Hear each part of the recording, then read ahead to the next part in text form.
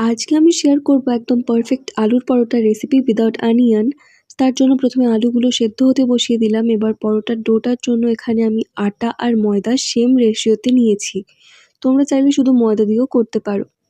এবার এর মধ্যে এক এক করে স্বাদ মতো নুন, হাতে ক্রাশ করা জোয়ান, সাদা তেল দিয়ে মিশিয়ে জল দিয়ে ভালো করে ডোটা মেখে 10 মিনিট মতো রেস্টিংয়ে রেখে দিতে হবে। স্টাফিংটা প্রিপেয়ার করার জন্য কড়াইতে ঘি গরম করে হিং, আদা কুচি, কাঁচা লঙ্কা কুচি, অল্প কাসৌরি মেথি দিয়ে ভেজে এর মধ্যে স্ম্যাশ করে রাখা সেদ্ধ আলুটা দিয়ে এর মধ্যে স্বাদ মতো নুন, ধনেপাতা কুচি, ভাজা মশলা গুঁড়ো দিয়ে ভালো করে ভেজে পুরটা রেডি করে নিতে হবে।